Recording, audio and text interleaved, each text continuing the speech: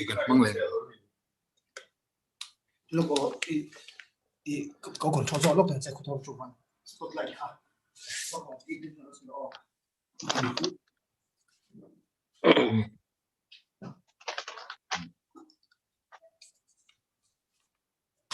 ole chibai vek ule poetry festival hazan ni na kan lo thleng le ta a zanina mi engemaw sa tin lo lut to a mi dang lo la lut le zel tur te po an dona zanina kutlim tak kan mang le tura ngaila ti chuan zanina hian kan program tur tlang puya hi flyer lama tele WhatsApp post a tele thil chi hrang hrang khan in lo mu to in karinga zanina min kai shruai tu tur kan host hi lalchan hima Mizo Indiana USA mi ni a USA lama tangin zanin chuan min kai shruai don ani ti chuan poetry chiar tur hian ST a chak chuak lung leile alon pachuau Israel atangin aron chiaranga tin du sakna thu hi MZE President Pu David Zetmar in du sakna thu aron soyanga chuba ka chuan kan nga le lem zai thiam lalmuan puya dream hunter kan trevek in karing ani kha zai turin zanina hian kan be sei bokani chuba ka chuan poetry chiar tur dang te hi Dustin lalkul puya behliang chip tripura atangin ania tin chingai samte churachanpur manipur atangin ani bokanga tin Gabriel Laldin Moya tahan vutbua katangin poetry kan be sei bokanga tin remsang zuali samthang le lalzo enga saje patangin poetry kan ngai thadon bokani tin heipa ka hian du sakna thu hi Bangladesh lama kan unau pulal chuak liana Dhaka atangin du sakna thuron soi turin kan be sei boka tin Myanmar lama kan unau te si dik falam chin hill satangin zanina hian poetry kan be sei a chuba ka chuan USA lam unau atangin Noel lalthang liana kan be sei don boka chuba ka chuan zai thiam mai Myanmar ta hana tangin foreign thangi silo kan be sei don bokani tin a top lama hian poetry pathum be sei tur kan la nei boka lalthan tuang a chong thu mo lung thu le Rosie la leng moi khobel le zo moi khiang te bia te chung mi te ne na thang chuan an la ngai nom tak te kan be sei don bokani ti chuan dar sari an rita a program kan tran chho mai donanga zanina min kai shruai tu tur hi pu lalchan hima Mizo Indiana USA ami ania zanina hian thu pui kan han nei hrang le a zanina kan thu pui chu unau kan ni tiania ni zan lama khan kan thu pui chu chibai zofa tiania zanina chuan unau kan ni zia lan theina turatan khovel mun hrang hranga zona thak unau te he webinar mang hian kan fuan khom don ani ti chuan he program hi country to angin Mizo Poetry Society le Mizo Zaimi Inzawmkhawm le Mizo Department Mizoram University te tangkawpina buatsaih ania ti chuan zanina min kai shruai tu tur pu chan hima Mizo hi tahana piang ania tuna hian Indiana USA an khosameka BA English ni in MA hi Greenville University a lazirmek boka chutiang chuan zirlai du takania tin Mizo ti website a hian editor ania ama hian he Mizo Inzawmkhawm na lamte Mizo tongte Mizo literature ti mason lam hi atui pui maya in Mizo Society of America le Chin Community of Indiana hian executive member ani bok ani ti chuan kumin kumtira khan tahan nula zai thiam le mel thra mai foreign thangi silo nen hian tahana anin nei nge ani ti chuan ani hi khovel ram hrang Mizo te Inzawmkhawm theina turatana zin kuala athei anga ma lo la thrina nia tin America rama po Mizo trong le khabuchiar zan te buatsaih chutiang anga theiang to ka Mizo namtana lo buai pui to atha le zung asum le pai te po lo seng to thina nia ani hian zanina min kai shruai don ani le puhim te zanina kan host kuta program ihlan tong ule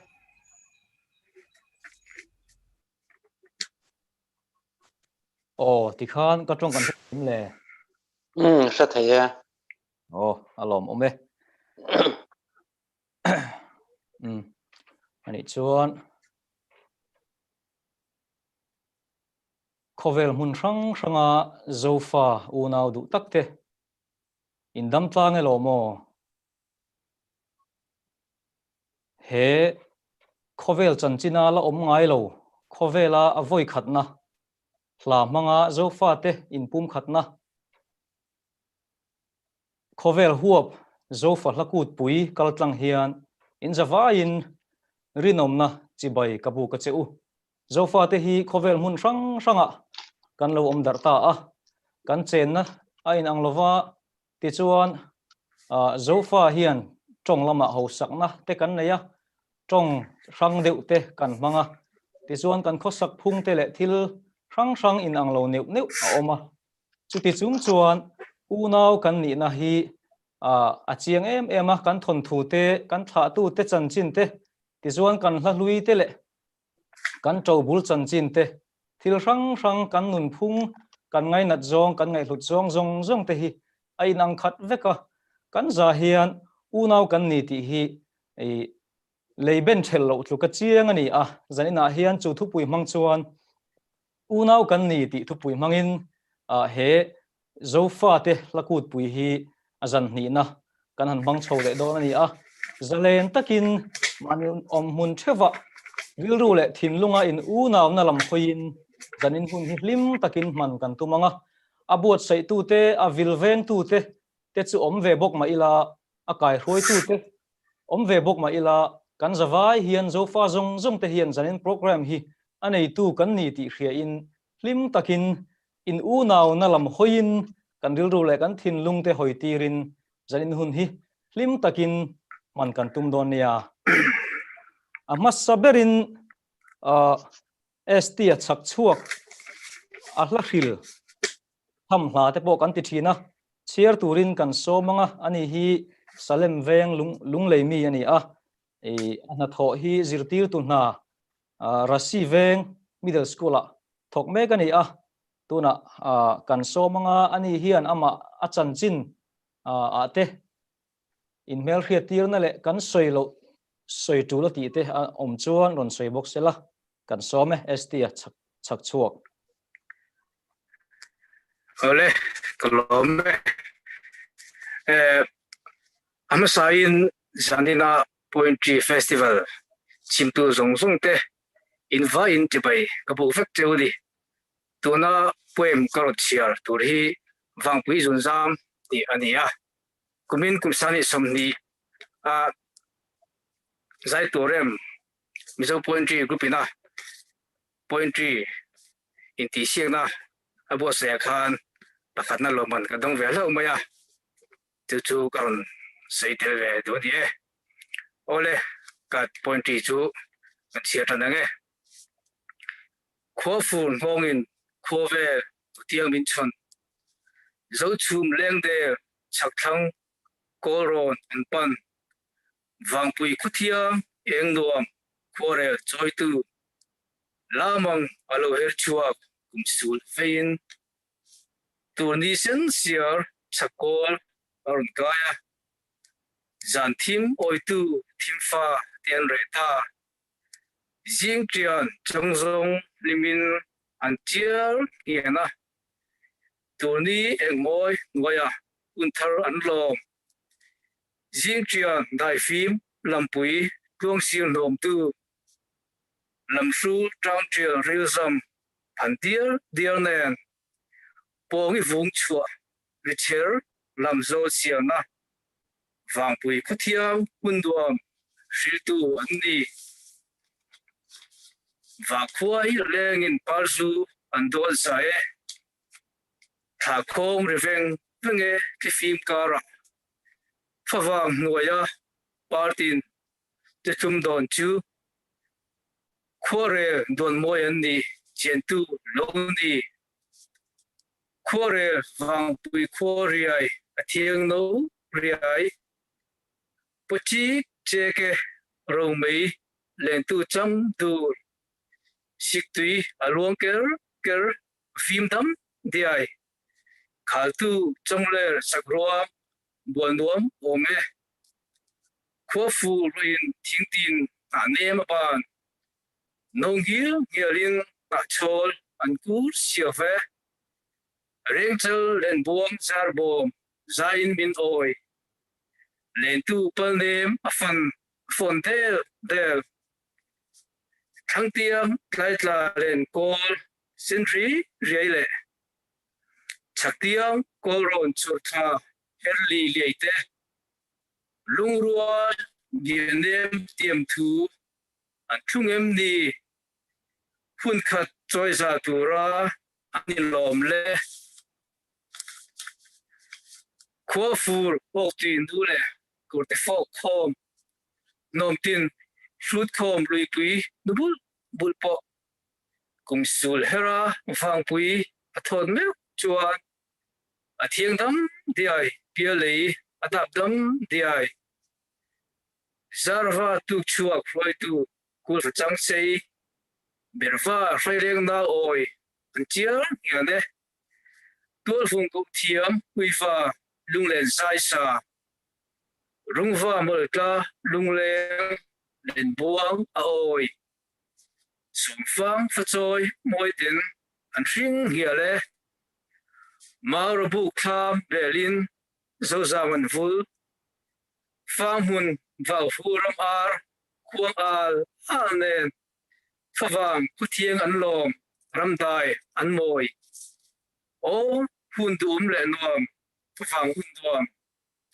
khi leng del leng tin kho chuan min thoi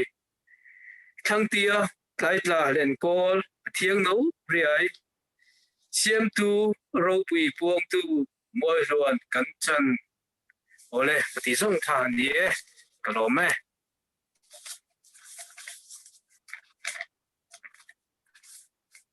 avalom ve o aluang thale mai hei a poem of the year than lo chi po ni lovon hi ti chuan khongain I ming hi st chak chuak tin kan re mai thina I ming pum hi min thil them le si sang tha ni a ole kan lo si me sang tha ka ni e ole si sang thanga ani e pokalome ale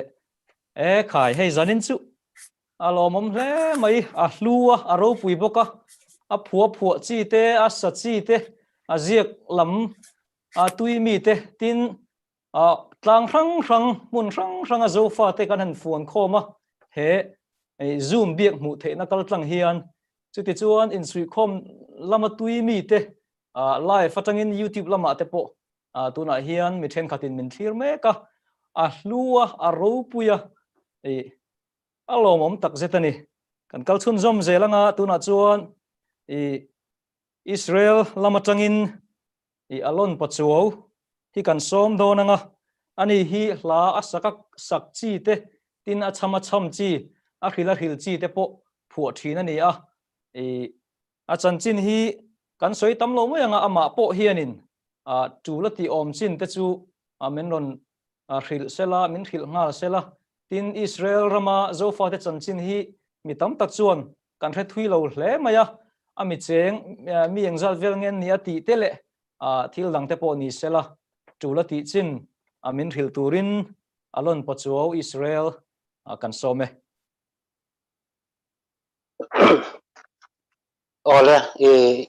sa thai mo kan sa the thai ye em kan the ye alo mo me ma sa pera lom thu soi ka dua zofa te la kot pui puala tianga thai pato bo boi pui tu te le chan vo hlu tak min pe a du sak na min hlan tu te in zawai chunga ami malmalin lom thu kan soi thei lawa in zawai chunga kha ka lom tu soi na ni sila ten nia mizo heta kan om khom kan om na hian ami hring sa thi kum sang ni le pakua bor vel ka chuan mi sang khat chuang kan ting to ti khania ma se hei kal thar ten om zel wang hian ami hring zat kha chu chia kha a hriat thei don lawa kha ka sei thei tok ni se ten tuna karon soi tur pointry ang deu ti bai ang pointry hi asaka sak turania acham chi hi ka ti vak lawa chu wang chuanin hlati karon chiar chuak don ta a chu tema a chiara dik lo de po a thuk da lo mole in lo ti po na saka sak tur ani wangin an tur re nga in lo ngai me don dia ka pe tura ti don thiam re nga har thin le na tlang adang dun hi khwan leng veng him ro ka mangai kha inga in ni chun sang khuwa ka mangral le thin ton le ni ka van nga khlel thin em thang van sa nga khian thokin leng thiamilang in run nge ya khan lo leng in kalung len thei sia le ka ngai sia chrilin lungdam ten trang nem ka pe tura biak phung choi le thai koi bia thu in hlan zelin om har lung len kan tuar anem ma na wang khua hun di nei pon ton lo kar rayan ti mangai na hi kan tra pui le thin thang van sang a kaita chhor thapui a eng ria ye sui lung len ti zual tu ariang tan hian engkim mai hi katan nang ngai lai ti zual tu tur ne pui thang tiang mual liam tur nen chuan wang lai nun kalo chiar le hal menga toilet thar wang lai nun ngai lo re omang mo lung kham re nei lo kan len lai hun le kum ni le tha a in her liam zela nun hlui ngai an chang zota kalen rual hlui zong te ka khoyan nge a then ri sang kain a then run lum nu thai an chang ta tuna zong rual du te po le na tang adang zota nun hlui ngai sui lung len ana nge ye sia thing parvul te zong na nem oi thin ma se kum sul lo vei le in vul le in volzai kan rel si lo hayang kan tar zela au kir le kanuame wang lainun pan lainun lo kirla kalen rual du tenen zai tin vor kanuame rual du tenen kir le thei ni si lo lim lai hun to te kha ching mi tha chabem ni ka chan to ti ani e kalome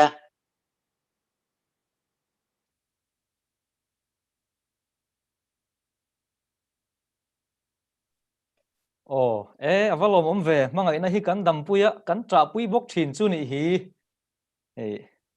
a sakasak athuk nen nga ta han ngai thak te po cha kom hle mai eng ti kai ma chuan kan la mu thei tura kan ngai enge ni kan la e ngai tha thei ngem o tura hian lal biak chungi pachuaw in recording anei to asa chuanin video hi siam atuma engam wang rau kholna tam takan nei awang yarin kan la puitin thei lawa chu tu na recording saksa ngai thak thei audio chuan kan nei to ole alom om nga del om hle mai alo chu lan kan ha del tak zet kan lo me pu lan pa chu ole kan program to ta kan kal le nga tuna chuan kan ho tu pa du sakna thu soi turin kan so manga David Zetmar ani hi chu hello om theilowa zofa te khovela hla phu lama te zai lama te rimoi lama te hetiang lama talen nei thatak mai ani pi lama thanem ngai taka zofa te ta na hetiang lama mala thina ni a soi thui vak ngai lovin ani hi chu kan thretlanga tuna pu David Zetmar du sakna thu sei turin ilo somang ole alom hle be kha kan host zai tak mai kan ne zanin chu kan van nei le ka ria kan zan kan kot pui po ati lo ting tu ani ngal derin ka ria ti chuanin hei zanin atu sama thu soi tur kan ni mun tin reng atangin kan lo kal khom ani helai hmuna hianin MZT General Headquarter chuan MIPOTY Mizo Poetry Society tele Mizo Department MZU kan thopui te nen an nen alom thu kan soya min thopui du phot chon ni dang zela po kenin chu kan in hong ani ti kha kan soi le mal do atin hengang hi ni dang ate po alom zel tur ate po kan ngaya tin kan technical staff te an zama thale maya deng zal chung chang po hian lom thu kan soi du ani ti chuanin hei MZE hi hei hei zani na kan thup hi u nau kan ni tin nia halkha tangte tidim le falam tahan Rangoon New Zealand tele London tele USA Switzerland te po ani anga tin chu mai ba ka mun sang atangin Mizoram mun tin reng le India ram mun tin reng tang ti pon an lo en ani a nilvain du sakna kalan chewa tin he kut pui aming pui ang reng khop maya khovel huap an niruk maya tunai technology mangin khovel huap ka kan ti thei ta tlap mai ni tin temaril ro rim simpo hianin ini zana po kan ti toin lo en to thoin kan ringa kan trong te kan riat po lo ak te ka ro puina tak ka tia mani trong trewin zo fa kan unau ten poetry thatak mai te anon tia anon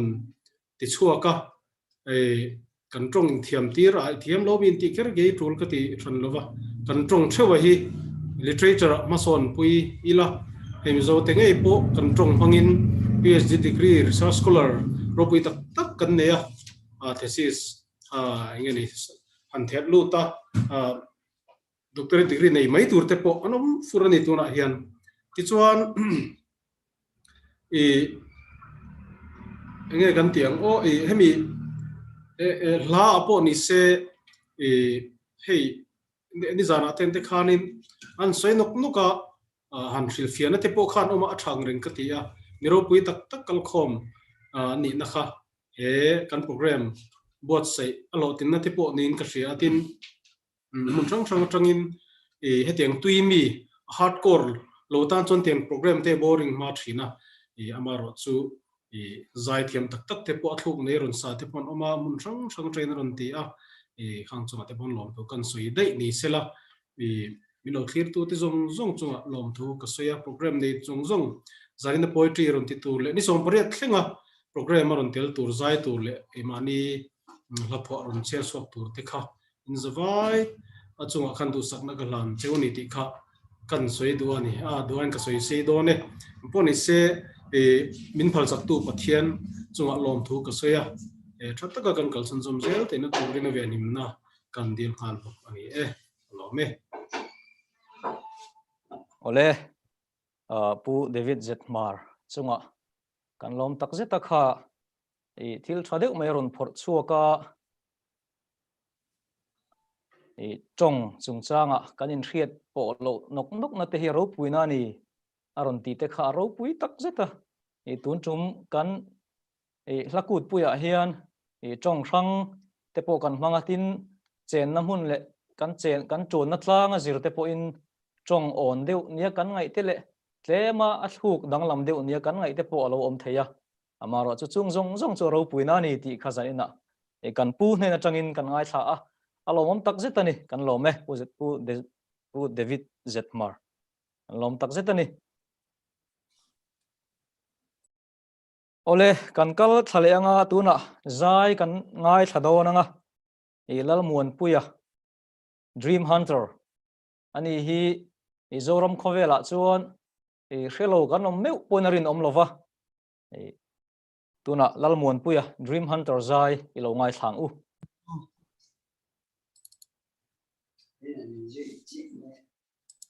khovel ram ranga kan mizo na thak u naute he program lu taka ka tel thei wangin kalom em Inzawmkhawm chibai ka bu ka cheu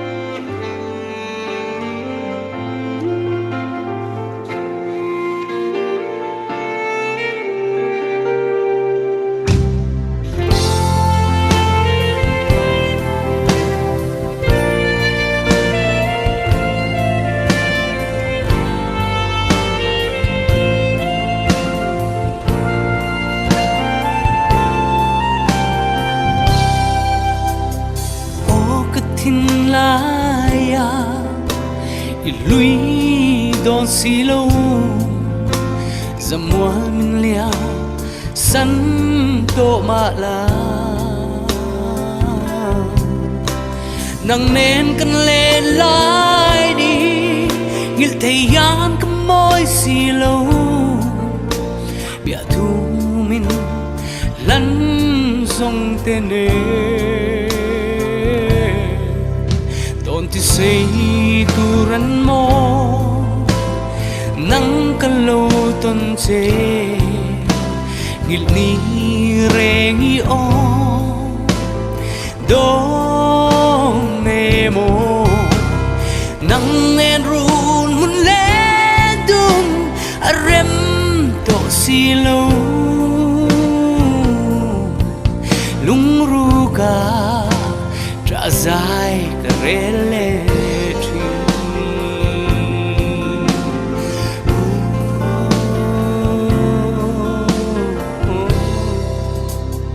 rin om min tia bia thu min lan rộng tê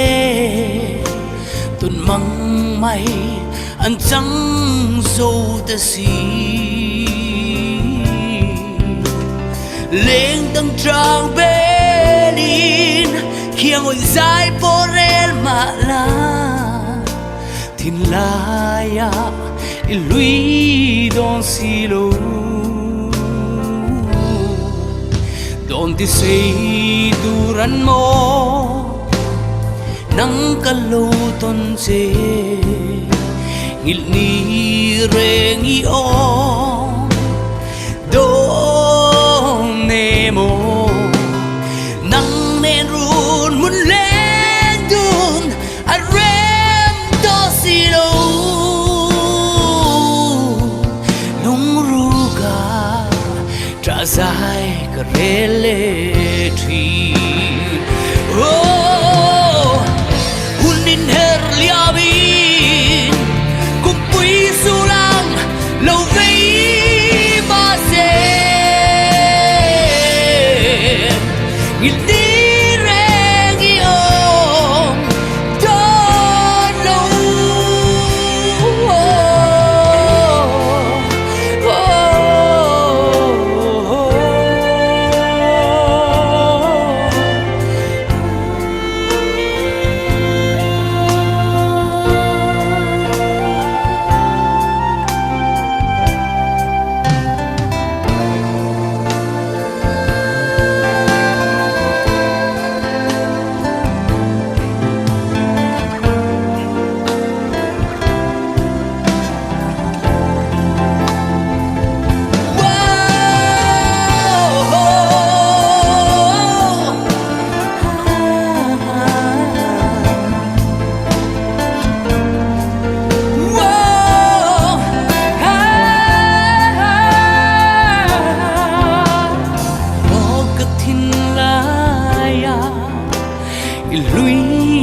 don silo semua min liao san to ma la nang nên cần lên lại đi ngil thầy yan ka môi silo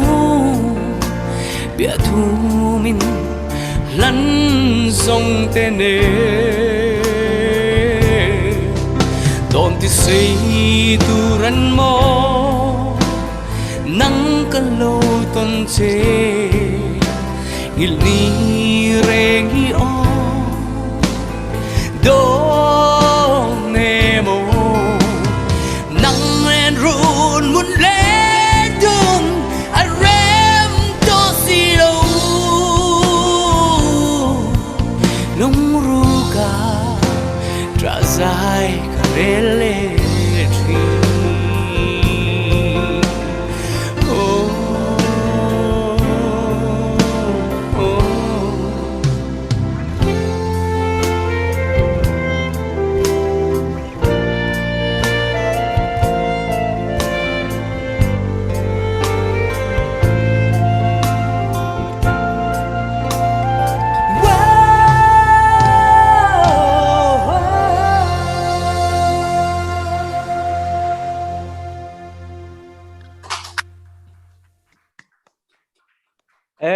khai avahan nuam dap vele hei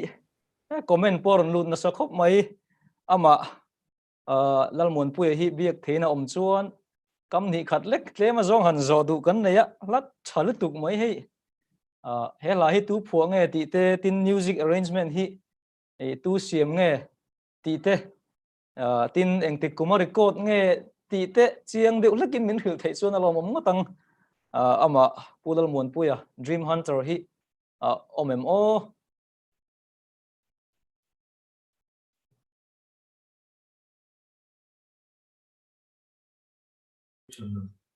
connection lam hi lo chiang lo ni nge le to mi alo mai ole alom ome poni se atlai thak le mai beng atlaya tinama te po mel nge kan han mu alom om lu tu ke tuna hian kan program dota kan kal le anga Dustin lalkul puya ani hi kan refur hlomin karinga changthar zofa te zinga thule la kan pasal tha ni chome kani zampui tlangwal chuan vor MA English le MPhil azo nuwa PhD research English Department MZU nuaya abele meka sport le music lama po atui le ahlakhil acham hla tuna chiar turin cham turin Dustin lalkul puya lo somang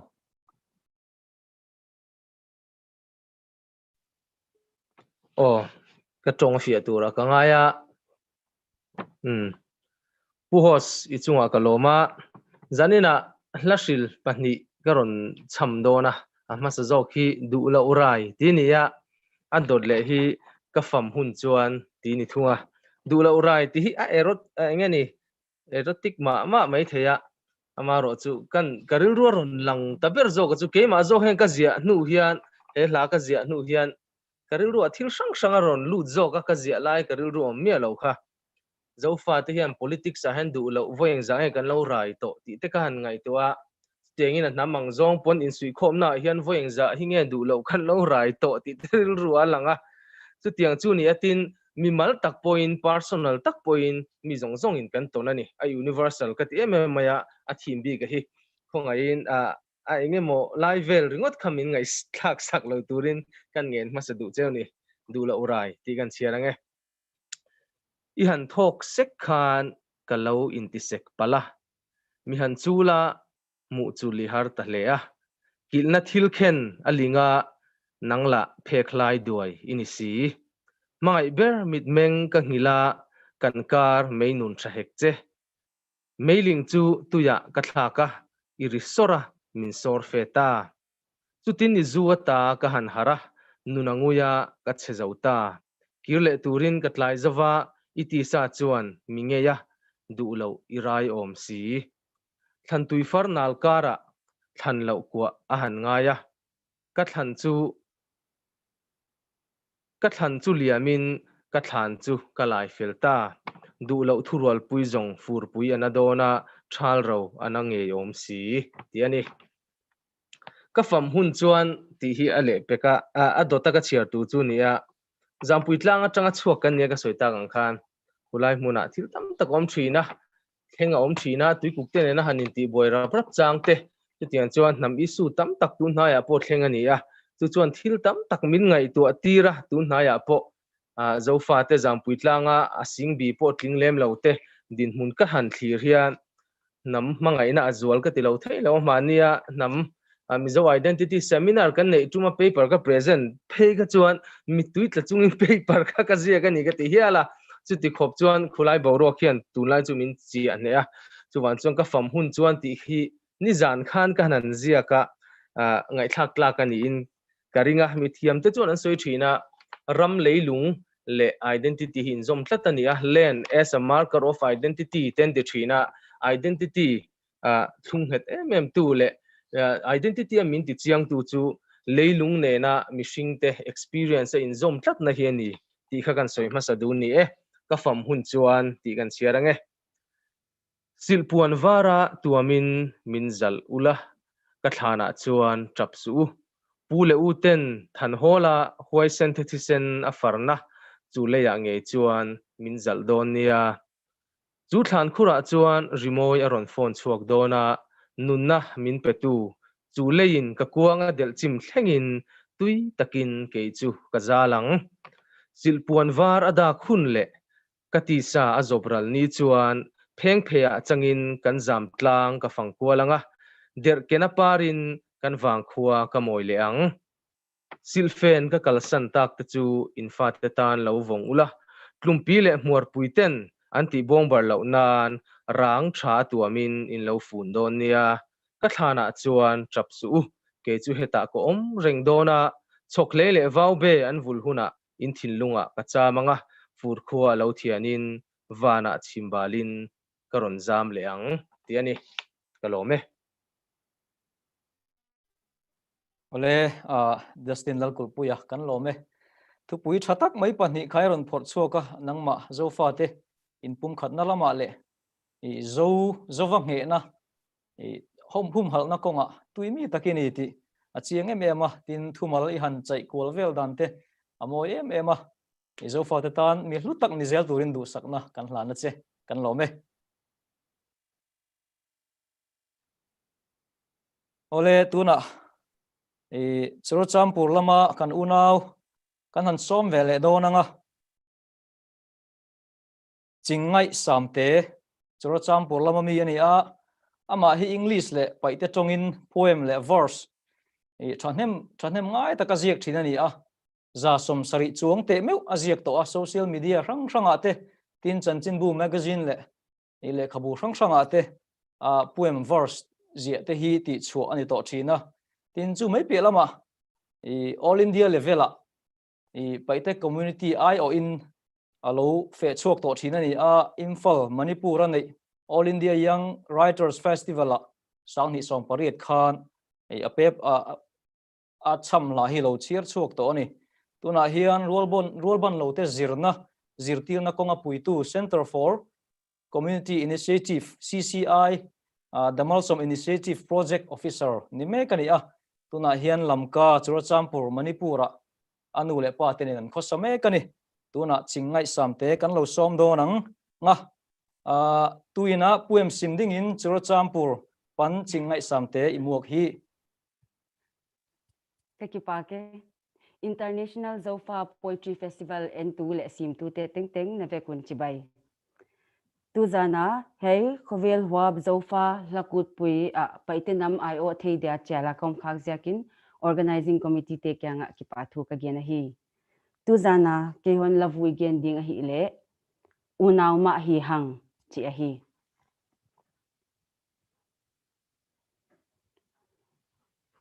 unaw ma hi hang tuan pupa zo swan mi bang pian na chinlung sinlung chim noi sakle khang simle mal a gibang ki khen gamwang la nga bang ileng zong unaw khat hi hang pian phung dang lo heina khat lo tuan sim thu khaw bang su dang lo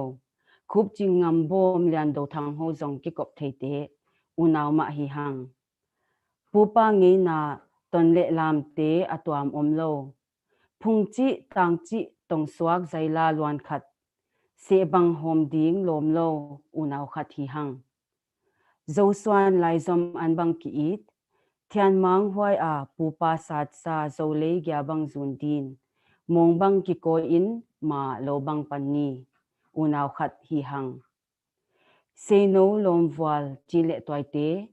lung tup luan khat se lung ling lo phei phung swan khom ding lungin gel ni unaw khat hi hang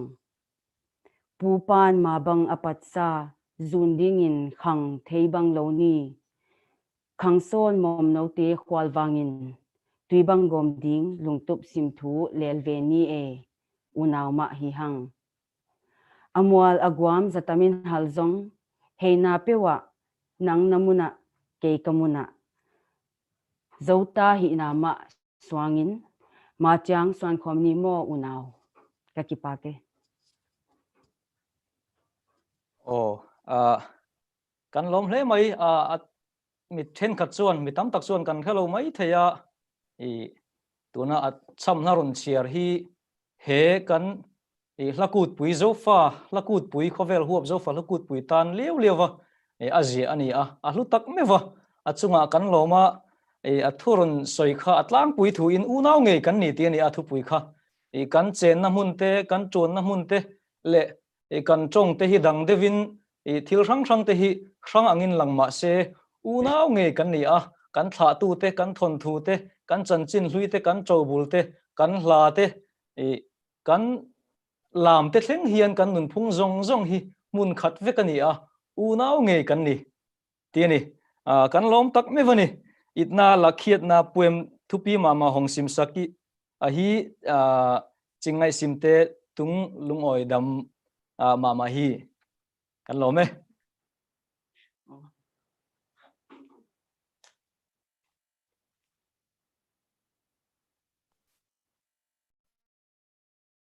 ole kan program dota kan kal le mup mup mayanga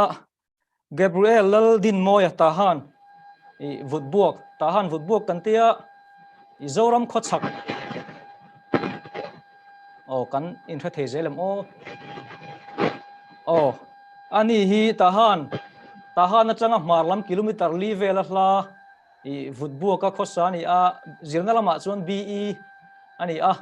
tuna hian vut buak tahan marlam atanga kilometer li vela hla vut buak khua we for mountain an khosa me kani tuna kan some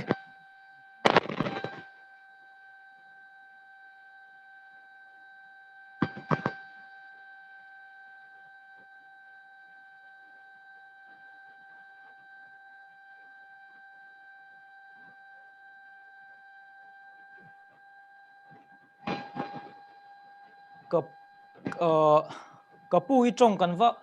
khet thei lo em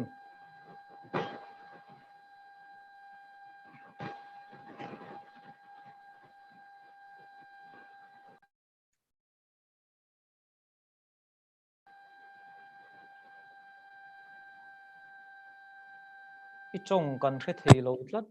maya Oh, hello. tikhan kan khet thei a fia thavia ve Ale.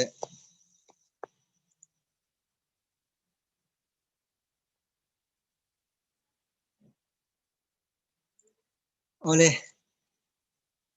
Kovel huab zofa lakut pui mang tu zong song te in za in kut pui chi bai kabu ka cheu. Zanin zo kovel huab zofa lakut pui kan man meka tatu cham chiar tura som kan hi lom tak zeda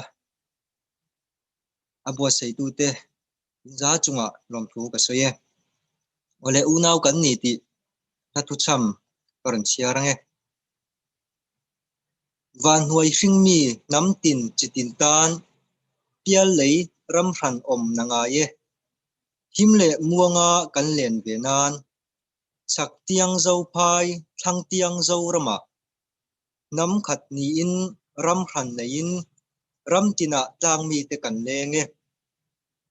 zo na thak u nau te u in mangai tonang u dam le tlang khat thi le ruam khat ti in lungai tuar pui limni lom puin u nau kara sem dam dam abil thi zai khat vora lungrualin lengang u an pai zai rimoi kan ngai bil lo lian do dari amoi chuange thang korvai thuam kan ngai bil lo lai thuam ze moi amoi chuange thang sa puinun kan ngai bil lo zo nun ze moi amoi luane pial leiram hranin min dangma se pian phung nun phung zeizia dang si lo an ka bia zai dangma se sakmel kim tlang dang si lo nam ze hrangin min chi ma se chinlung chuak unau kan in hai lo chul khat kwal unau kan ni ole kha jong kha zanin zofa kovel huap zofa lakut puya unau kan ni ti thatu cham karon chiar thei chuan ni kalome ole kan lom hle mai hei tun chum hi in u naw na lampang thu thatak tak mai hla thatak tak mai kan ngai thla a kan chiar chuaka vahan man la tak em zoram kho chak khilai zo phai kan ti to atuna phei chuan khilai che vel khi kan in u naw na konga te tin kan tran ho na tur konga te thu le tha thatak tak manga khovel mun rang a zofa te min deng chuak thin an ni a khilai vel zo phai vela chengte thu le la in thok thathin hle mai tuna po khan kha hu Gabriel aldin moya vut buak ta hana changin la thatak mai kan ngai tha a avan lomom tak em kan lom tak zetani ole tuna si remsang zuali sam thang kan lo som do nanga zirna lama chunani hi BA Mizo azo nu in diet aizola hemi engeni DELED ti hi kan ho tu te menon pek dana nia chen na mun hin ang lova kan soi to kha kalam thiam chi lova a training zoma ti chuan thataka azo nu atuna hian government samthang primary school a thok ve me kani la hi somthum panga zet a phu to ani tuna si remsang zoli apuem chiar turin lo somang cái trong sẽ thêm o kan thre tha e a fia chakhop mai zanina ka tharon cha tu hi tuna kan hunman to pola ni zana sabtil dewa ka ji ania a thla tu pui hi zoram fashion kan ni ti ani an cha tan hal me nge idon ne mo zo faleng te hi beng sip me win handon chang te mangle ke hi u naw kan lo ni e thul khat kwal thul khat shin te chu chin lung fashion nge kan ni zofa tlang tin lam tin aleng te hi mal swatin haider thina mo chunu nun tui nga in chun ni lai khwa an leng nang le ke hi unaw sa kan ni asin zoram fashion nge kan ni e zoram karam tu chum ban chum hwama kan pi pu te sa jaw chan chan thingam nam kan ni lom ni doral tonin lung ralin kan kam tan chang rolang o min aw me tlang tin aleng unaw te hi haider maidon em ni zoram lo hi ram kan ne em ni o zoram karam kan tan thung puinu ilo ni tlang sanga lengin tlang tin chuan ma ila nang ngai ban zai kan rel thelo tlang tin aleng unaw te hian ni kan nei long che in sui khomin chin lung naw fa idin thar liang u kalome khatin song kha ni e avalo mom ve hei private message ka dong tlat maya athalak en hian alanulaim o ti ni amin chang zuk them le kha zo na te kha alanulai khai ava ro pui ve hei nula zofa nula ngein zoram fashin kan ni ti zoram hlutzia tlang rang te po wanglai tha te zarin va kol vel thin ma ila zoram hian kan lung min len zel chu ni hi khilai indiaram mar chak barmaram mar thang tlang vel khi zofa te ram dik tak ani aram dang mi kan ni lowa khilai khi kan ram zoram ani chuti rual chuan hun rang kan tlat daranga ya zoram hi kan zo mek zelani si remsang zoli ta thatak mai min phu saka he program tan he kut pui tan liu chunga kan lom tak setani kan lome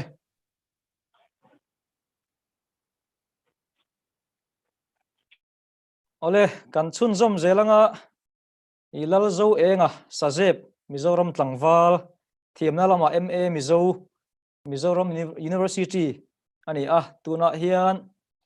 sajep high school a zirtir na athok meka ti chuan literature cup Mizoram University ate chairman le secretary na te ani hian ro chel to thina ti chuan government Aizawl West College literature club ate po secretary na alo chel to thina mun ranga monthly magazine te le mun danga te editor na alo chel to bok thina ni magazine ranga thuziak thanem tak ati chuak to bok tuna lal zo enga lo somang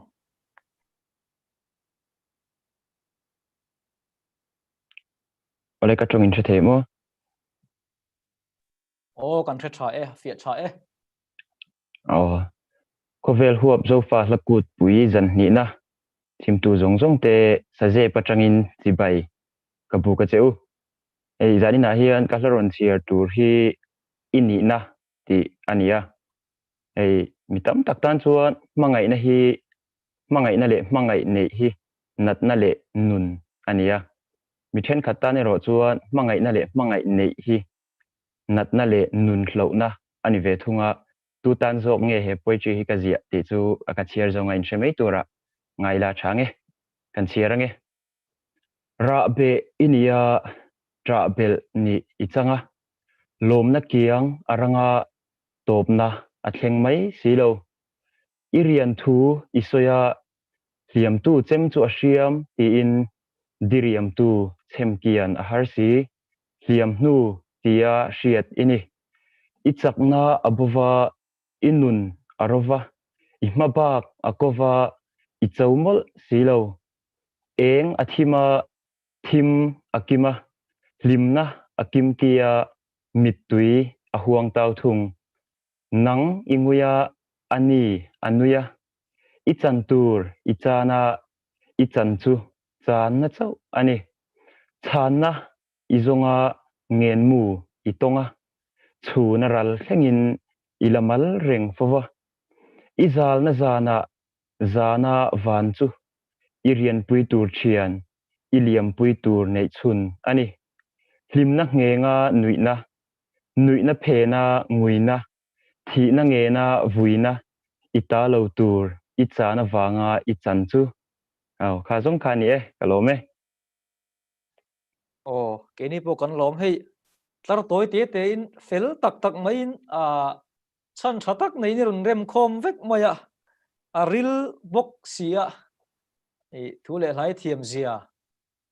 alang chiang em kan lom tak zetani hei la thatak mai iron chiar choka ichunga kan lom me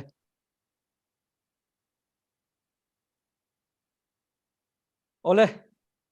kan kalchun zom zelanga tuna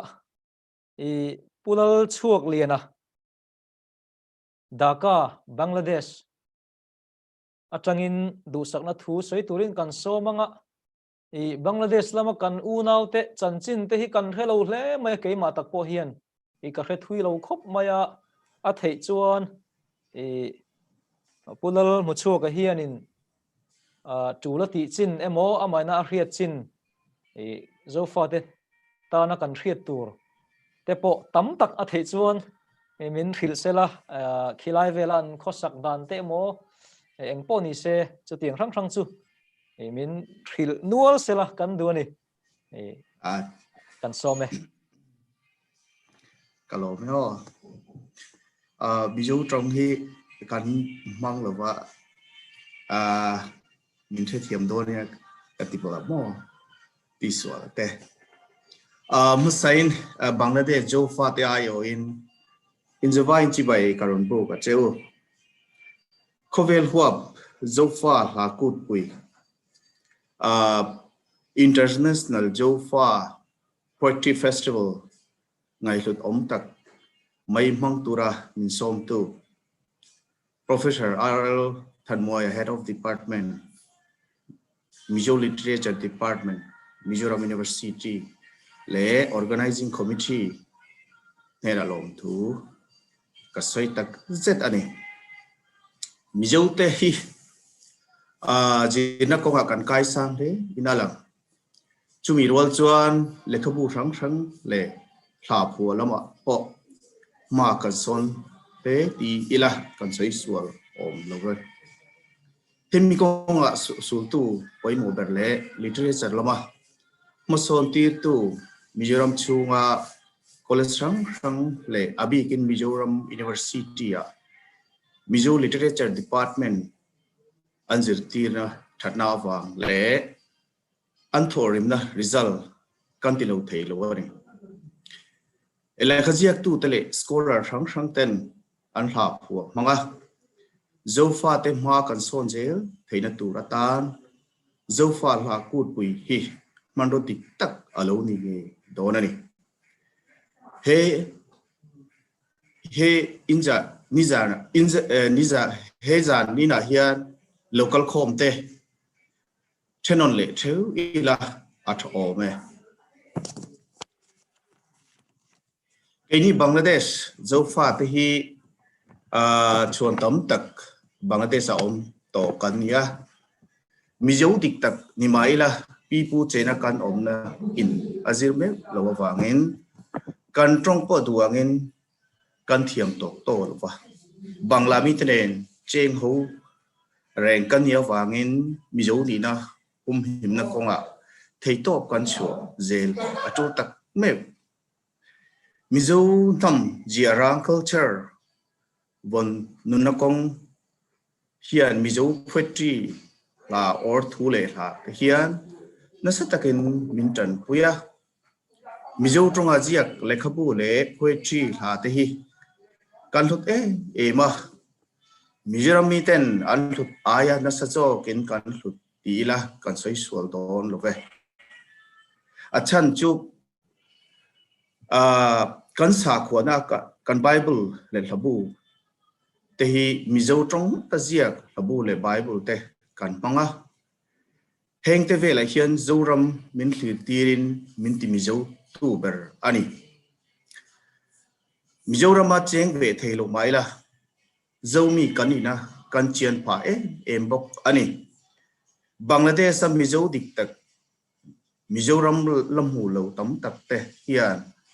riru mitla le bai seina in Mizoram hi an thlir renga chumi te bai seina te tinung tu chu nang ni zanin a local khom Mizo le khasiak tu tele thapho thiam tak tak te ti in ni zanina Mizo na thlak scholar te milakhethiam te le ho tu dom tak tak te ramtin muntina ommaila hemi zofa International Poetry Festival chim tural lo tel te zong zong Bangladesh zofa te chuan kan ngai sang le chewa chu tirwal chuan zona thlak in unaw na te en sang mai lova in hap poetry te hmanga sui khom tu nizel turin ka nge na cheu hemi programa telve tura thilung taka du sakna le min som tu prefer alal thanmoya le festival organizing committee ten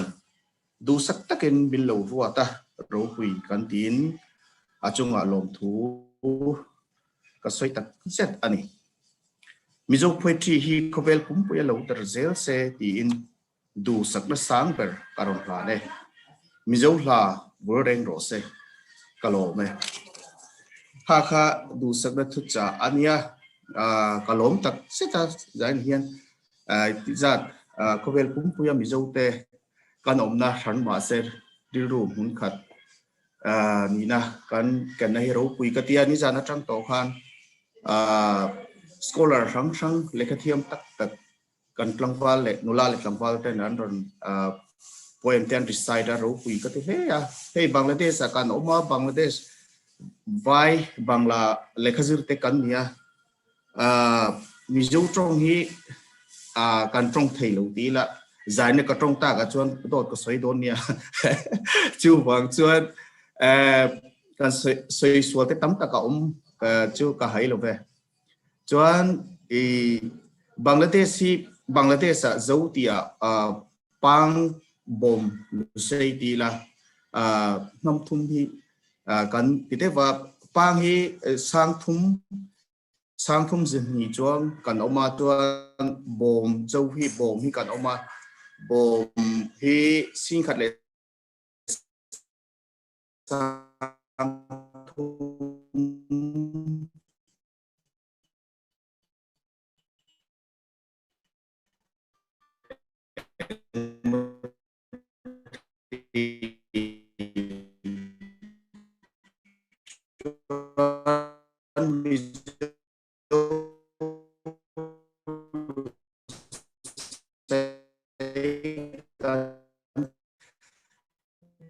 chu hey city a kalte an oma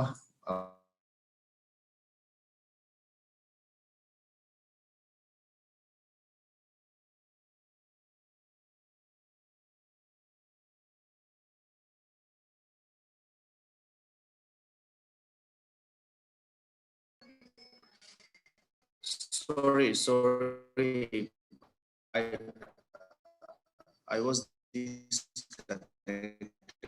actually. Kan oma Christian kan inaw wang hian kan pa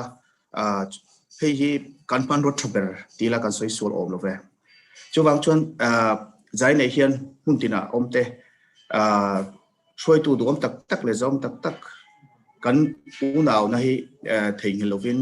parliament tin nge kan in connect dan tur le in sui khom dan te networking le tianga in pozel hi koina ka soi du chuania chuan Mizoram akhon thian tak tak te guardian tak tak kan nei vea chap char ku thi kan ngai hluta sang hi sompasri sompariat sompasri atang to pan he bawde satanga chap char ku mangkha kan ron tel thina kan thalai ho tele chuan ti samar hoi tu te ti salmar hoi tu te po an ron kal thina kei po hi karon telvia sang hi sompasri le som pakua ni la karon telvia chuan thian tak tak an ming soilovin zai nei hian ka theilova pu si din thanga hi kan guardian thaber khania lelte editor chuan zai thiam le thok pu thiam tak tak khania chuan ni jana minister puroi te apokhan min tu sake me ma hei zofa putpui mang tu ra po hian program kan lo bia mai ro chu coronavirus afang hian kumin hi kan thaman theilova kha kanau pakho saka convey ra nia kai po ya tan pui tu kan i be thowa chuan malama hi teng hun thatle program special program te hi in som thi ni la in po thi ni la ti hi voina ka request le ka tu sakna lo ni se Inzawmkhawm Bangladesh atangin Mizo fa MIPOTY zongsong ain lom thu le advance Christmas chi bai bukin kha kalom thu soina le du sakna karon khan chuan ye kalome Mizo damreng ro se kalome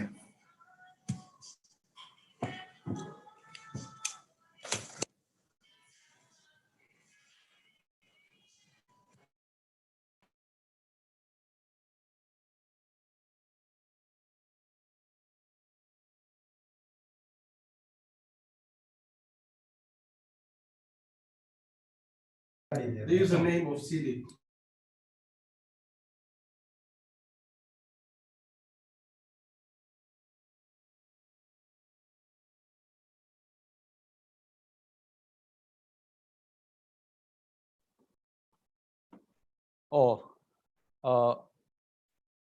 in unmute lama khan buina kan tok de ulaka min lo thiam don nia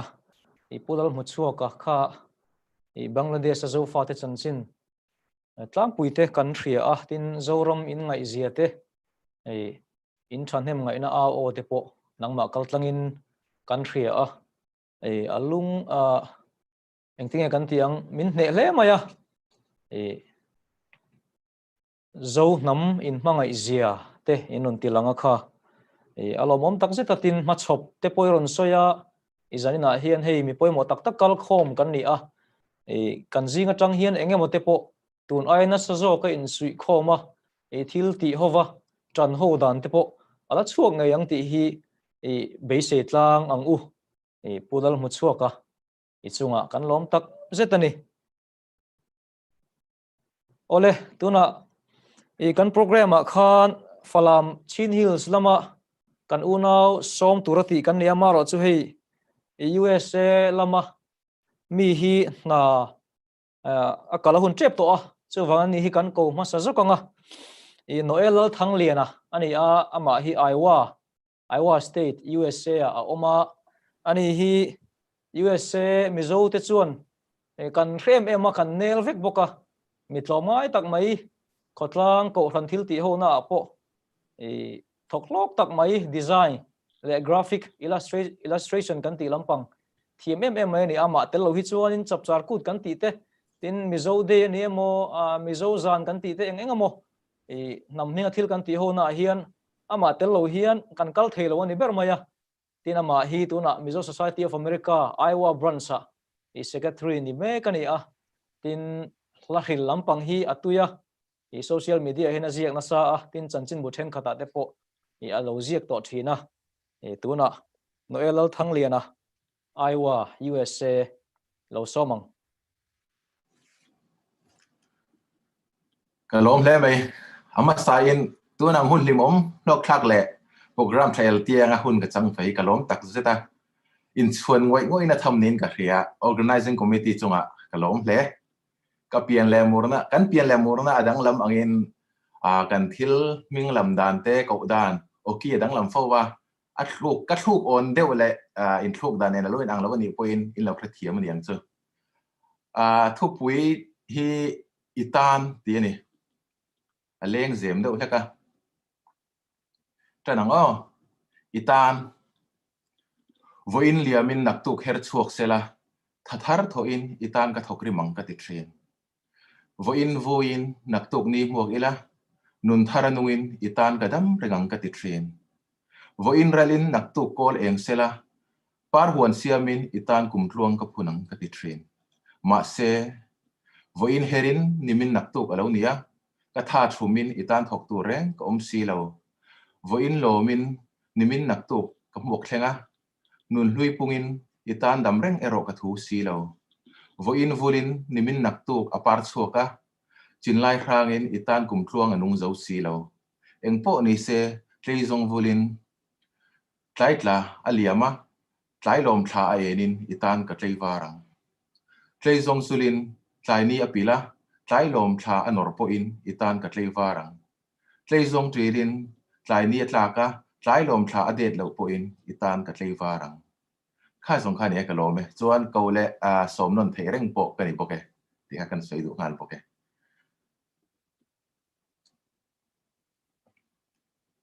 ole noel thanglia na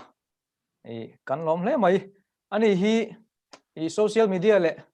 USA a chuanin noel thanglia na tilo hian thangsira pa tin kan khelar em a the Mizo website a kan graphic designer le kan illustrator poimo tak mai no pang ta na thil kan siam na konga thoklok em mai ni a chunga kan lom tak zetani thangsira pa ileng zemin min zeme kan lome ole tuna Chin Hills falam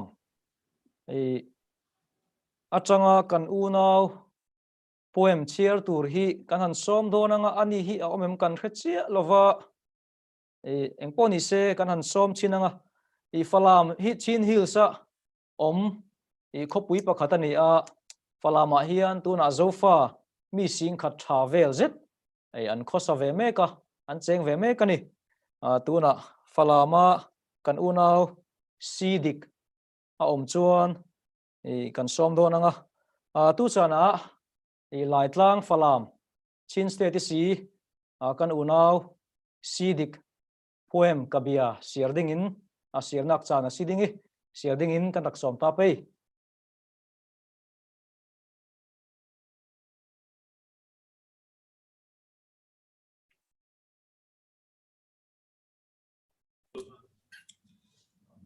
zanin pu himte zaina mi putika hi aronna lang thailo tlat maya higan lo ko kan zel mai thot mai ro ole ani chuan kan kal thanga langa tuna tahan nula mail tha zai thiam ni thin foreign thangi sailo zai kan ngai thang ani hi zirnalama chuan BSc Kali University azir zawani a kumsang hi le som pariat tahan chapchar kut mi satana than lo ni do boka tahana chuan zai lama tele tin thupuan le vela an ma the ber ni thin ani a foreign thangi sailo zai turin an han som don ani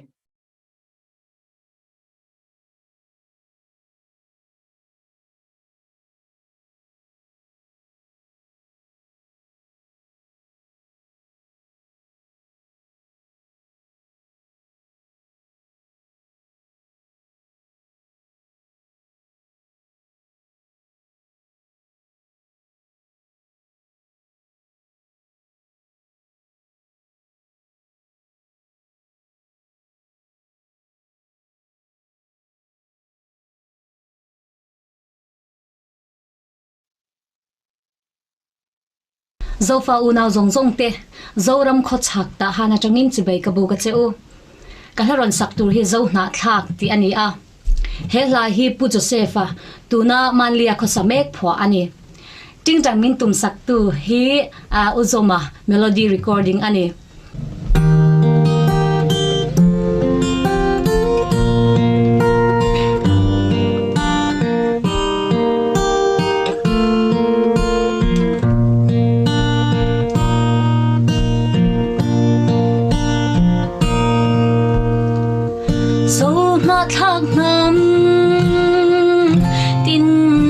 Tlang hi ayang zo reng an om lo sakoro nan la mang le ta nang le phai tin zo nun vul na kan ram ani ram dang mi kan ni lo lu say zo mi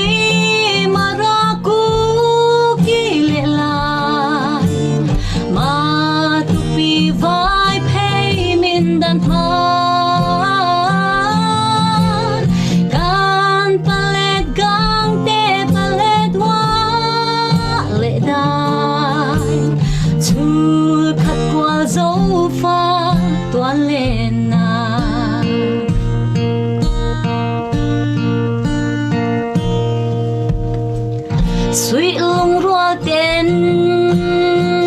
sai kan vore bi pusul nu hun bung soin leng tin kumin son zai re la fin na thiam na moi na sana nal tiang ru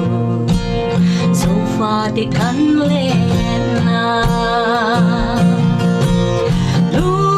say zo mi maraku gile lai ma tu pi vai pay min dat ma kan palet te palet wa le dai tu khat wa zo fa to lena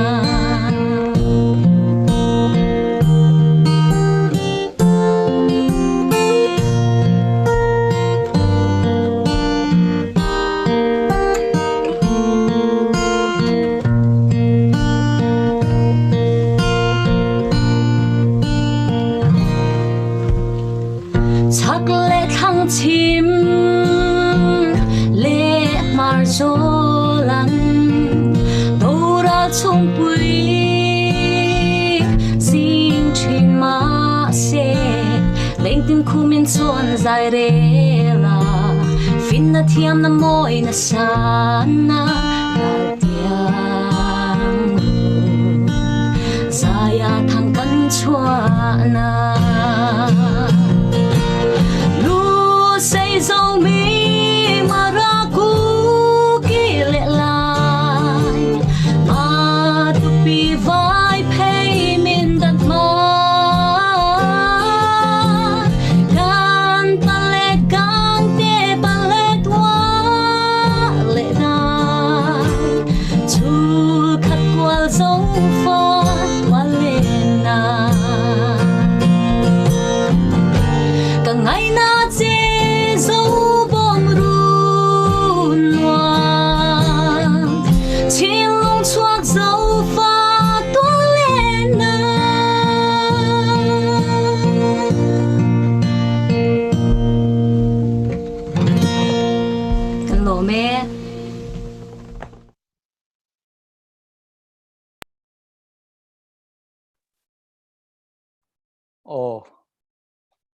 lo mom hle mai he la thatak mai min phu sak tu pu Josepha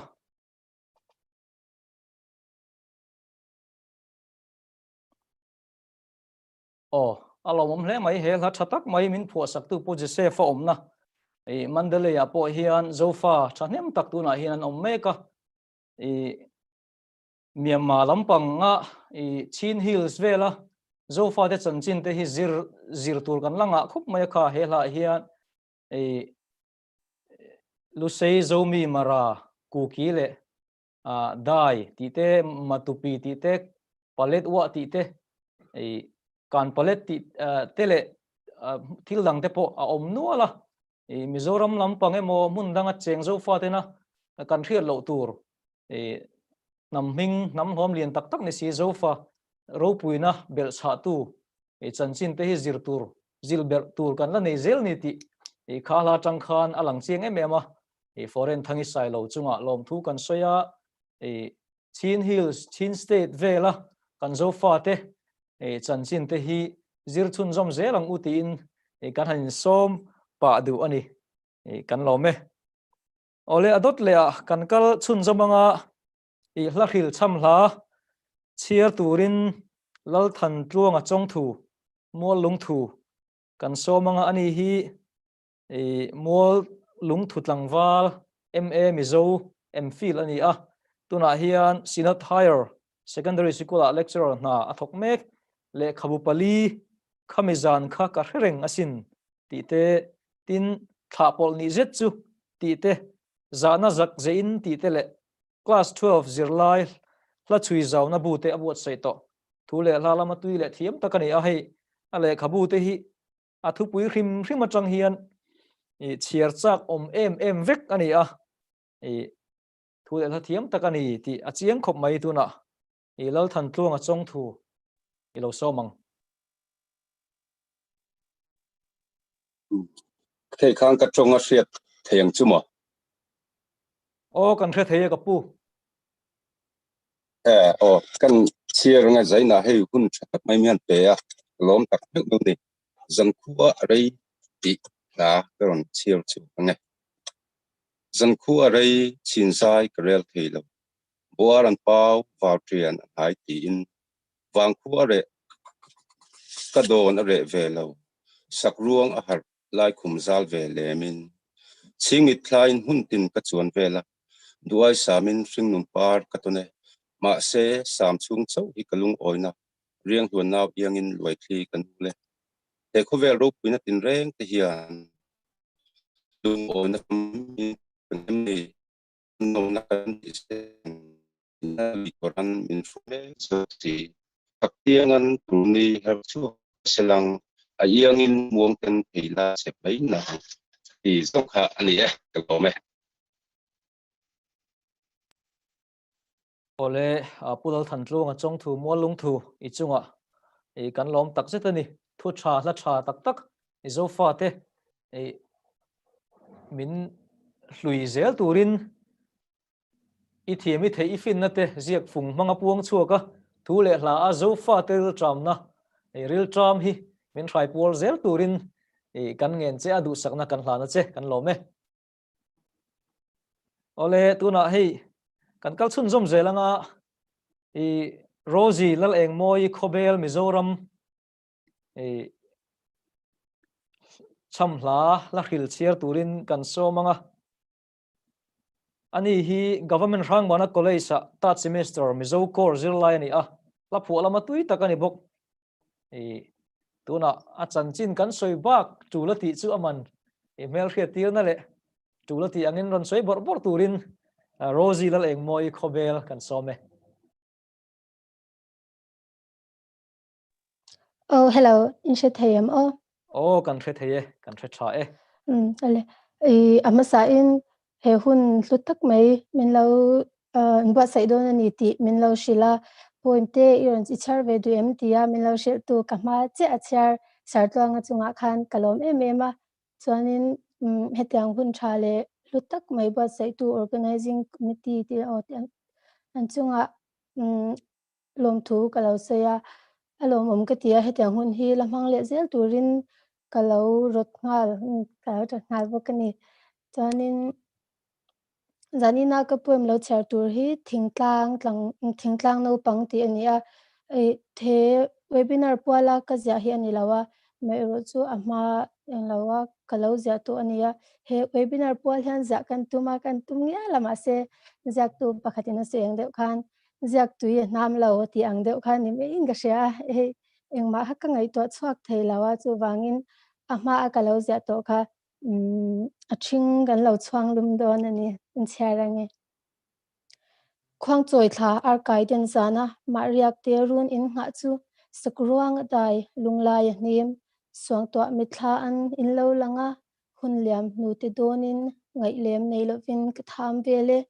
her chuak le takang mo limzai vora chhor thla eng par kan lom lai kha min don ve mo len rol ti khan rol hlui ti ka phal nem in sakming ke katan hlui le choi turan in pamlua panlai nun ka man pui le hun bi chhar za thin zong tra bil bolok le bong chhal ri bup vaya ni ka len pui thin nge kha in lo ni e riang lung len em tu chu ti zong khani e kalome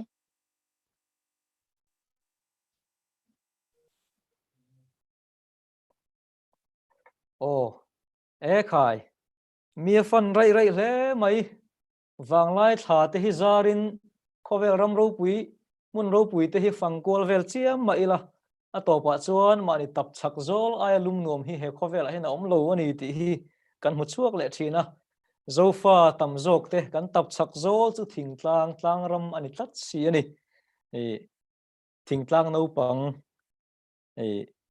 a hlu hle mai e lal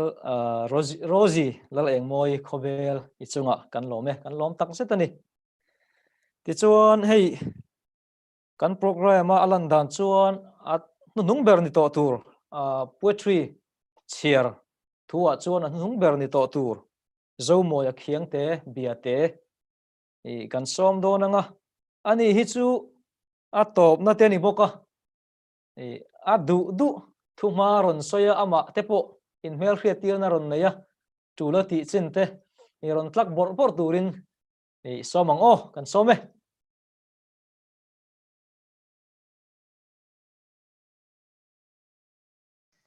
cái thứ sinh xuất hiện có in xuất hiện ô kan khe theye kan khe tha e ole hết tiếng hun râu quý tắc máy chân vô cần này thì hi kalom khóc mày abik the kin kan chief organizer pues lal din moi en hena lom thu ka soya he hun hi kalom hak lel ve khóc mày râu pui katia khovel pum puya mizo zong kan hanin sui khom kan thin lung kan hanin sui khom theina turata na hun tha tiang technology changkang tak awanga kan han nei thei tur hi kalom em mai ani ka thin lung hiam mizo ve khop maya ram sang mizo te in tlo vek thei do mai la mizo kan ni na anga kan thin lung zong kan thin lung ain pum khat tlat thi ka du dan ani ve thina ko vel ram sang om mai la kan in u nau phot chuan mizo hi eng tiklai ma in nam kluchetur zinga kantel karing ngai lo ani chuan zani na hian poetry han chiar ve ka dala han chiar ve ka du chu fasha riang ti ania coming khan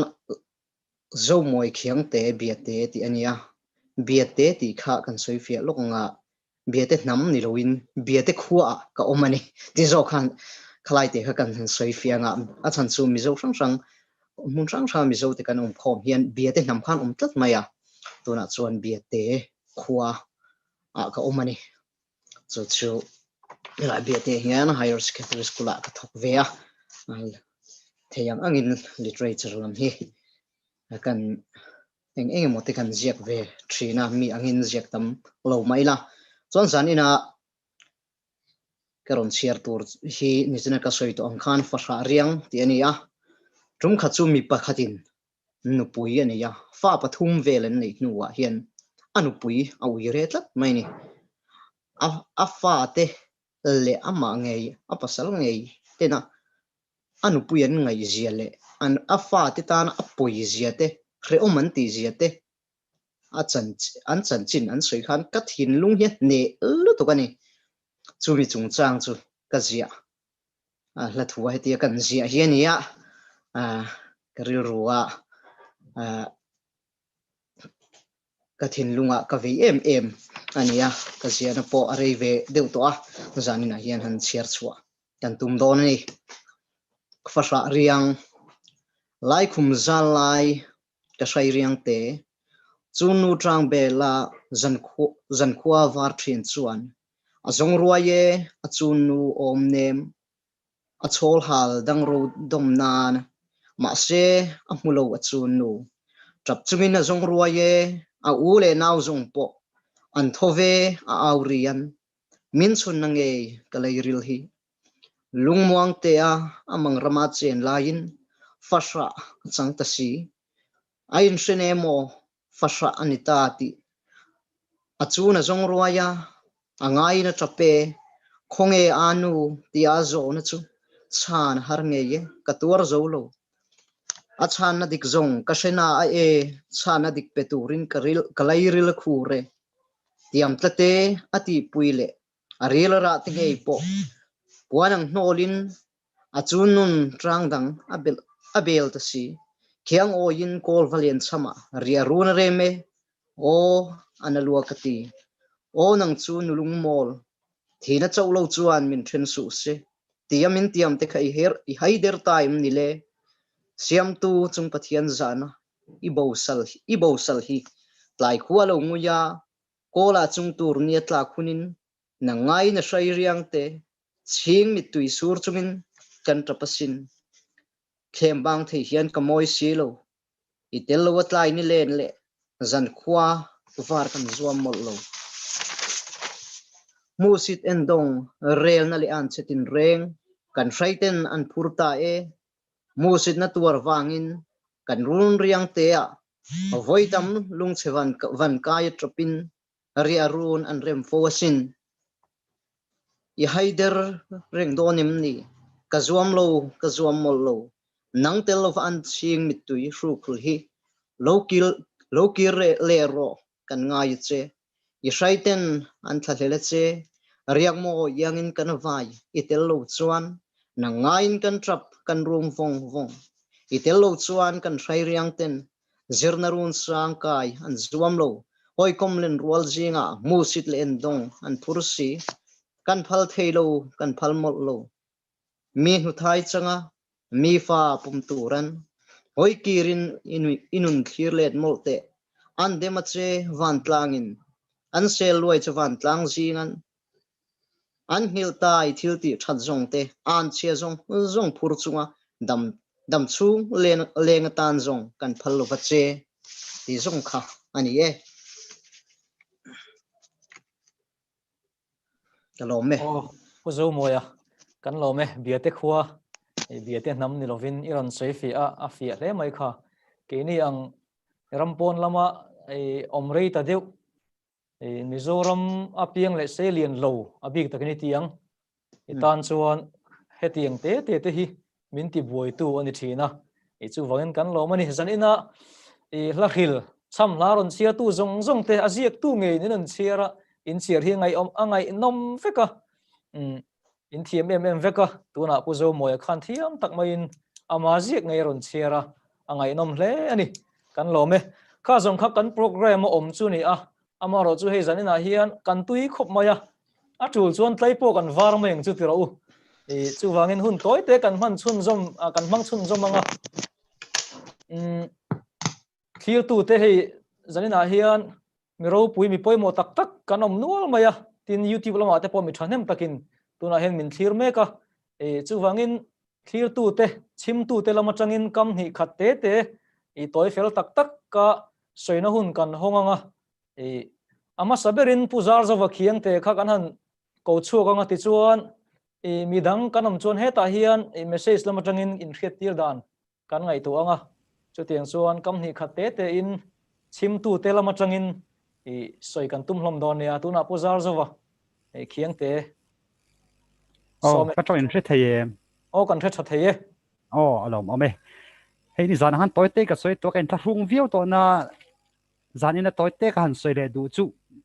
hei poet thiam tak kan ne kan in fak om ka tia thaphu te kan thiam ve lawa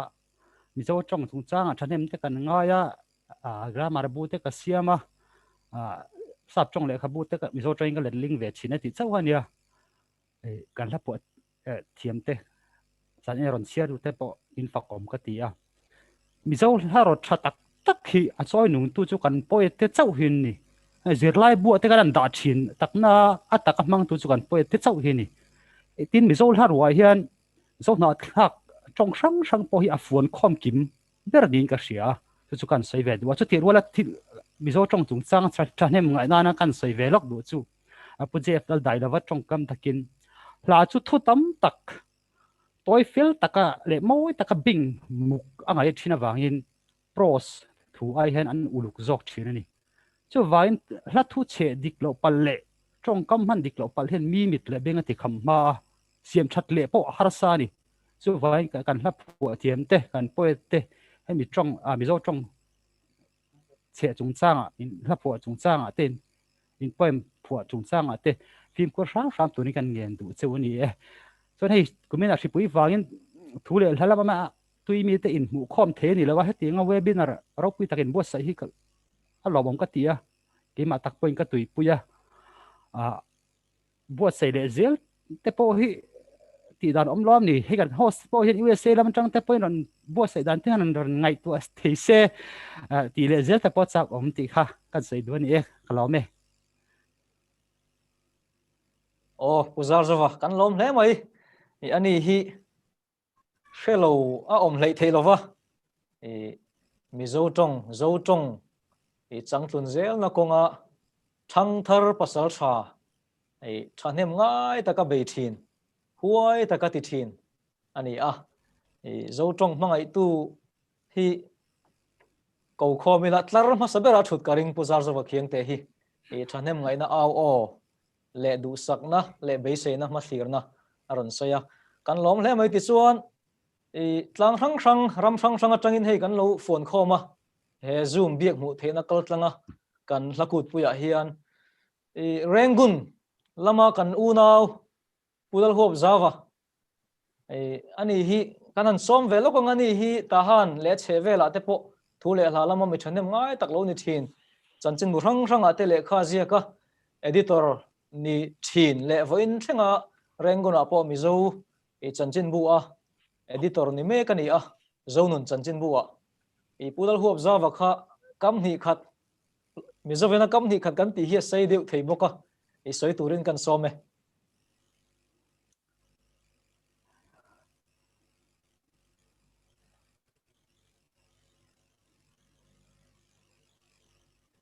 puzau soi the I mic kha han unmute la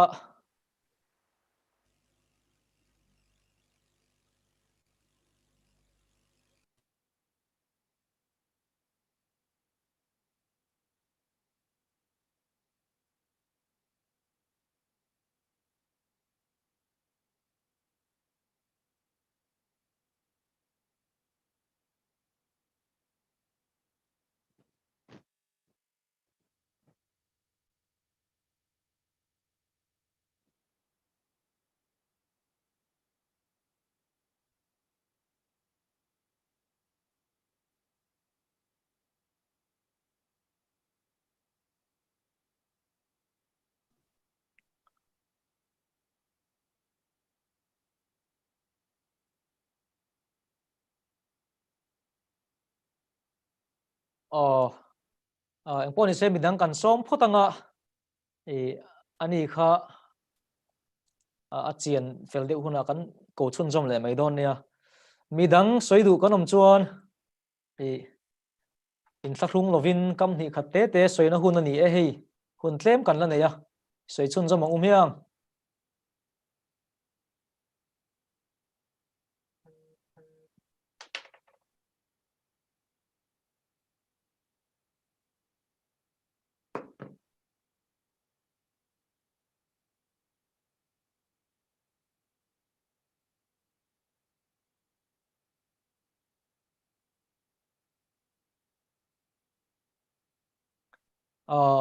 chat box lama hian ka soi du ti nin soi zel mai don nia soi tur kanom chuan kan la honga soi du kanom chuan chat box lama in sei du thuin ron sei lang don ne hei zanin hi kan hlotlin khop maya a hlotlin na hi kan zawai tan rol na ni a mun rang rang tlang atanga fuan khom te chan vo mo phur na nei te le a langa chan vo nei te a phe na chan vo e mo phur na hlen tu te tin chim tu zong te le YouTube lama live a e min lo thir tu zong te kan zawai kan tho ho na kan tran rol na ani ti hi e kan han soi non fo du atin zanin hi top zan ala ni lova nak tuk zan nak tip zan nak thai lama te zir top ni zan thleng khian he i zofa lakut pui khovel huap hi kan la chun zom dona zandanga po menon tel pui zel turin i kan som chewani ti chuan hei zofa ten kan thon thu in trom i poimo tak mai hlu tak mai zirtir nei thatak mai pakhat chu lian do vote u nau thon thu khani a lian do vote u nau anin mangai em a mim phang khat lek kha anin phela chu tiang chuan in mangai takin an kala anau tuai siala kha e puak phong thin le alung ngai le aril tram changa chap buan thin ni in kan thria a ani kha a chapa a u ne na khan omlo te angen thin a ti chuan lian de vakhan a anau tuai sil ne na khan ang tin nge soi kanau chap ma ta che chunga pathian khian bok khupin min thi renga kan chana that ve ni kan din chan ve ni ala thleng don ani ti in anau kha hnema in mangai taka taimat taka an kalzel na awangin atopa chuan lian de vate u nau kha mi ho sa e an lo chhuak ka mi an lo ding chang ta ani ke ni zofa te po hi in mangai na nen in u nau na mim phang khat lek po in thel du na ril ru mangai na nen in koila kal zelang u hei tu na hian ram ro pui kan pan me ka khovel nam sang zinga nam ro pui le nam lian tak takan oma ke ni po hi kan in u naw na ma chuana e thinlung le ril ruwa kan in pum khata kan in pom to na kan in hriat thiama kan kal chuan nam chak tak nam thil ti thei tak kan ni theyang ti hi a rin theya tuna po hi na takin lang chuak me ka khovel hun sang a zofa te kan thang thar te hi en maila a thiam na konga te zir na konga te tin sum don na konga te le kong sanga ma kan so na e rol kan khum mek zela eng na po thokila khoi muna po omila kan din hun chu eng po lo ni te reng sela zofa tlang mi mizo lai mi kan ni na heng zong hi in pom to na hrengen u naw kan ni na hrengen kal zelang u lian do vate u naw anga mal som tlak kan ni hun hi a thleng me ka kan din chana thata kan ro pui hun hi a hla to lovani zofa te hi in u naw takin zanina kan thu pui hrengen chungin kan in u naw na e choi lian zelin i kal zelang u tin kan in so mani soi tur kan lomem kan en lok nge kanom to lo ni mela ni e zanina hey International Zofa Poetry Festival zan ni na i hlamang in pum khat na zanna kan thu pui bi ka u naw kan ni ti thu pui mangin zanin program chuang takin e kan lo mang zota ani i zandanga te po chim tu zong ten e min ron chim zel tur le kan thian te po som zowa YouTube lama te po atu langa a thir chun zoma midang te po hriat tir chun zom zel turin kanin somani e kanin u naw na hrengen chungin kan thlen tum ram ro pui thi renga be se tlat chungin be se na nen in zawa in mang tha ule an lo me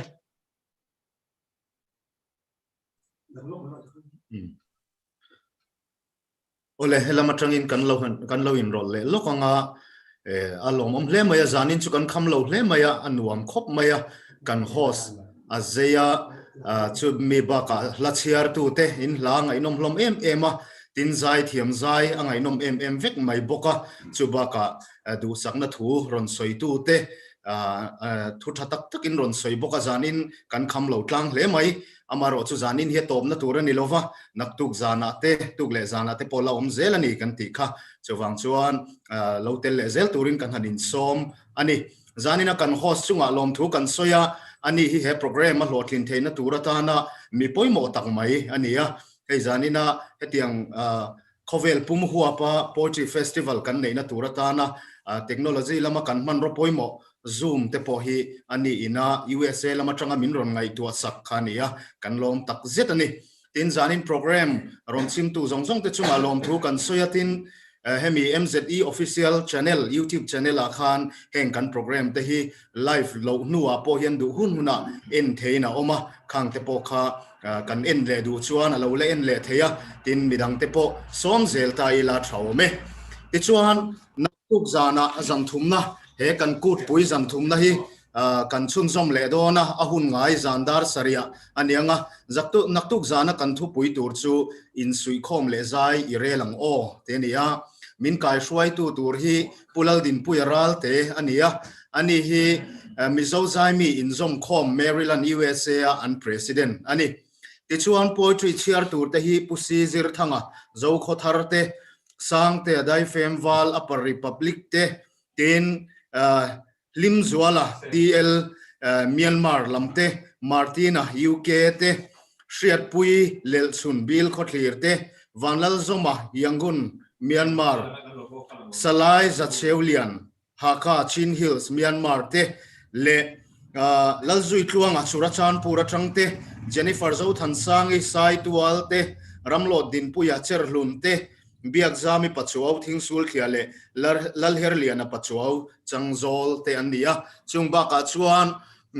Zai Ngai Khak Tu Thatak Tak Kan Neya Chungzi Nga Chuan Zoram Khovela Kan Riat Lar Lalrin Diki Khiang Te Da Dui Ani Hian UK Lamatrangin in Suikhom Le Zai Relang Uti Lakha Aron Sadona Chuba Ka Chuan Lalparzo Sanate ani hi Churachanpur Manipur Lamatrangin Aron Zai Don Boka Chungba Ka Chuan Du Sakna Thu Soi Tur Hian Pulal Chonzova President Zolbuk Tahan Myanmar kan be sei boka tin ani ba ka hianin Manipur Mizo Literature Society an chairman Pu.S. Vanal Ruala Tepo Du Sakna Thu Soi Turin kan be sei bokani ichuan zanina lotel zong zong te naktuk zana lotel le thak turin kanin som ani Inzawmkhawm mangtha ule